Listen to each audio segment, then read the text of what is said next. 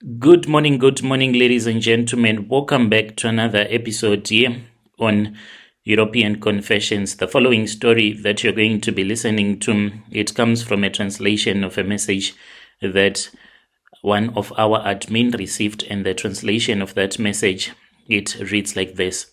Hello, how are you? Can you please post my own story as anonymous? If someone would have told me a couple of years ago that there was a church of Satan which is underneath the ocean there in Dubarn, the entrance it is at the Dubarn beach, and if someone would have told me that, I would have said that the person has gone nuts. I lost my daughter there underneath the ocean when I was initiated into Satanism. I am a woman and I am aged 33 years old. I used to work at a bank in Johannesburg, and now I am into real estate. And if you were to see me today, you would never believe the things that I have done to get where I am right here. I dress really nicely. I do drive a very beautiful car. I do sell million rand homes in Santon. So I am a real estate agent, and this is just a side hustle. And mainly I deal with people that do come from different parts of the world. These are people that will be looking for a private space if they have rituals that they need to perform far away from their relatives. Some of them, yes, they might be ritualist, but there are times when you can even go on a break and you just want to enjoy life. So mainly they bring their families to South Africa. So I source properties for them, and they'll have their vacation homes here in South Africa where they can just rest, or they can bring even someone, a loved one, whom they will use for rituals. So a lot of things that I'm going to tell you, most of the people, they are not going to believe, but the spiritual world, it is more than real than the world that we are living in right now. I never even believed that the spiritual world, it existed, even though I used to go to church. There is a reason why in my heart there is so much pain. I do smile, I do laugh whenever I am with my friends, but in my heart there is this deep pain that cannot be washed away, that cannot go away. There is a reason as to why I hate to take pictures with two of my remaining kids, because I know of the things that I did.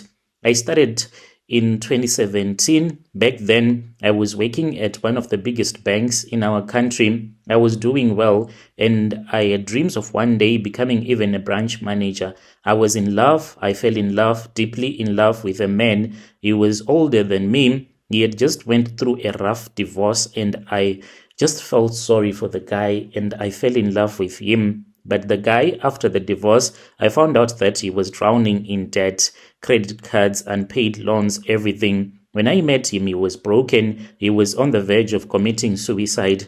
He was totally broken, but I fell for him anyway. I believed in him. I thought that since I had been hurt by my baby daddy, after having 3 kids with him, still he refused to engage and he refused to marry me. He did not even just want to go and acknowledge the fact that I was staying with him as his wife to my parents, as my father had said.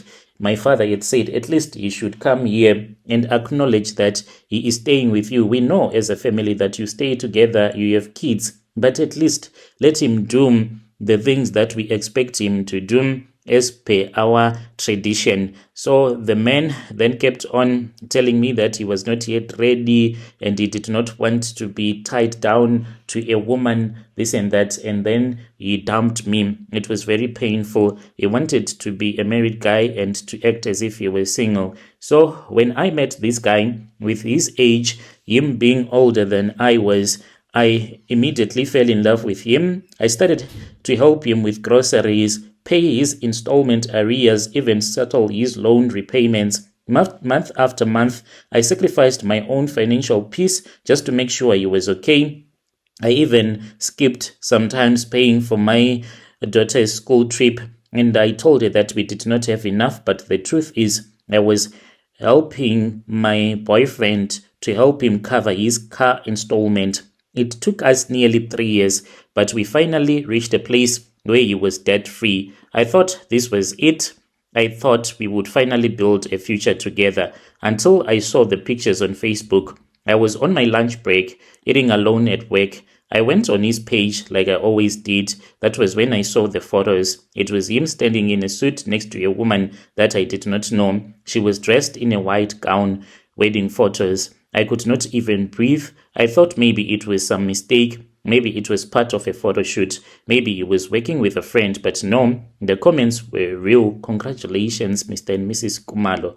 You deserve all the happiness. She's beautiful, Tabo. I went numb for about 20 minutes. I didn't even cry. I just stared. Then I left the office, went to my car, locked the doors, and screamed until I couldn't breathe. That night, I cried and I cried. Even my kids, they did not even understand. My eldest daughter was 9. She kept on hugging me and saying, Mama, don't cry. It is okay. I thought of killing myself. I am being honest. 3 years of building a man, 3 years of believing in his potential, 3 years of throwing my money into someone else's future. And he left me for a rich girl from a wealthy family. They got married at a beautiful venue in a place called Dubarn. I saw it all. I became a zombie. I stopped going to church altogether. I stopped trusting anyone. I hated men. I hated myself. And honestly speaking, I was hating God so much. Maybe that is why the devil saw that I was fit to be initiated into Satanism. One night, whilst I was crying on my bed, I got a message from a guy that I had met back at a training event in Rossbank. The man, he was from Ghana. And this guy, there was always something about him. He loved rings. He always wore too many rings, so much that it was just too much. Anyway, I said maybe that is the first fashion sense that they have from Western Africa. I did not know that the rings that he wore on his fingers, all of those rings, it was for a reason. He had been initiated into Satanism. And then I started talking to him and he said, please do not kill yourself. Let's meet tomorrow for coffee. I went with him and he told me that he knew everything and he said that he wanted to take me somewhere if I was ready. I asked what he meant and he said that there is a place and at that place they are going to help you to heal. And then that was when he told me that we could go to Dubarn. So I thought that maybe it was going to be a romantic getaway, a vacation, and I just needed this guy because I knew that he had money. I knew that he was going to give me a comfortable life and I was going to forget about that loser that he had used me and had dumped me. I did not know that he was going to take me to the Church of Satan, which is underneath the ocean in Dubarn. When we went there for a weekend vacation, it was the most amazing thing that had ever happened to me. I saw that I had been losing out quite a lot. I had never visited anywhere here in my country using a plane. I would always drive. I had gone to Dubarn several times when I was still with my ex-boyfriend, my baby daddy, but I had never thought of getting onto the plane. When we were there, told me that we were supposed to stay there for an extra week. So that was when we got drunk this other night and he told me that he wished that I could get help from those that were powerful in the spirit. And we were at the hotel. I was surprised when I saw a woman. Later on, he told me and he said that my spiritual eyes, they were still blinded. If my spiritual eyes were open, I could have seen that the woman that entered into our room, she did not open the door, but she just entered into that room. She came out of another world. So this spiritual being came and then I was taken to the beach. When I got to the beach, I did not find the guy that I was with. It was around 5 a.m. All of a sudden, I saw people that appeared out of nowhere. There were 3 people, so they were not human beings. I wondered because even though they seemed to be in the ocean, but they were sitting above the ocean. And then they invited me into the water. I remember that I started walking as if there was a force that was pushing me.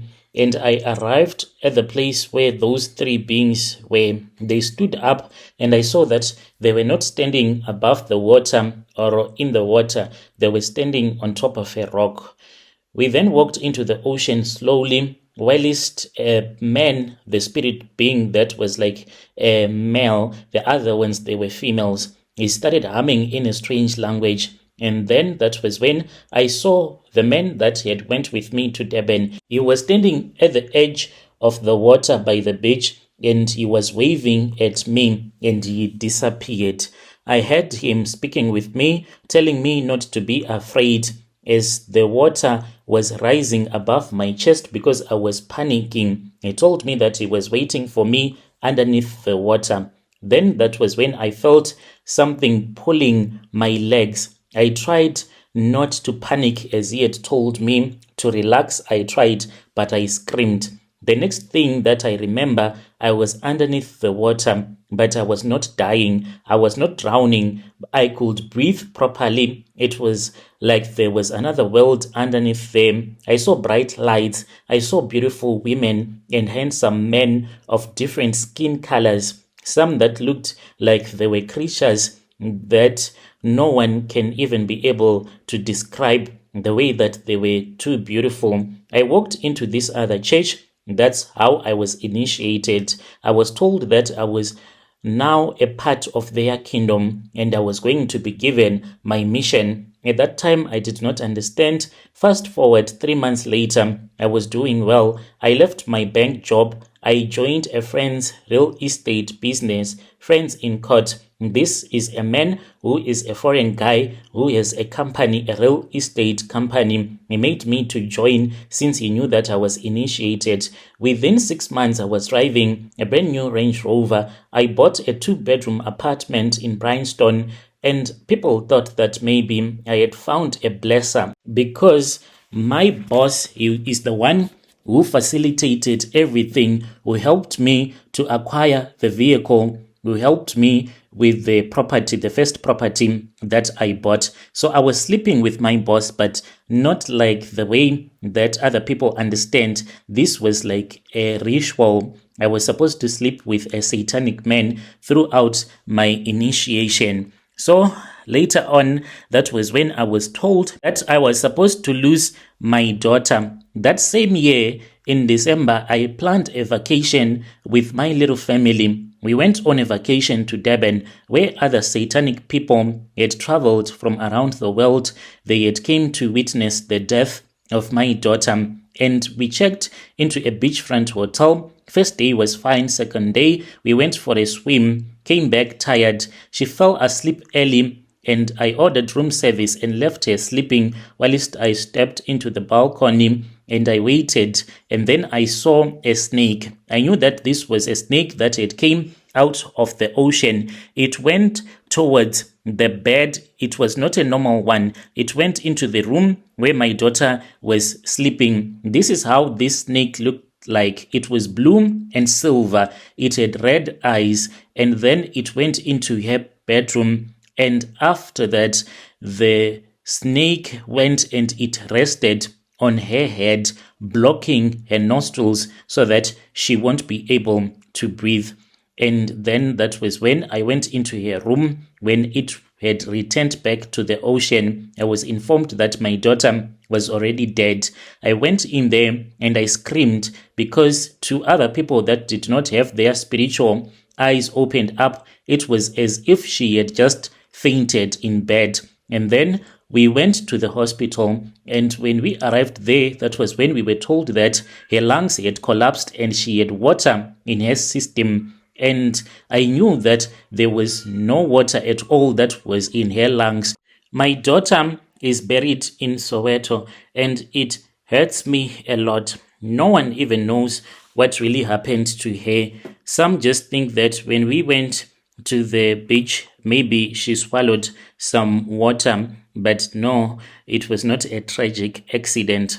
I knew that my daughter was a sacrifice. Till this very day, sometimes whenever I think about it, I can just start to cry. My mission is to sell homes to other occultic people that wish to come and do their occultic businesses or to come permanently have homes in South Africa. One can be in Brazil, but that person will be having his or her altar in South Africa, mainly in the gated communities. That is where I sell properties to other occultic people. That is my own confession. When you post my story, please tell me. I'll be following through in the comment section.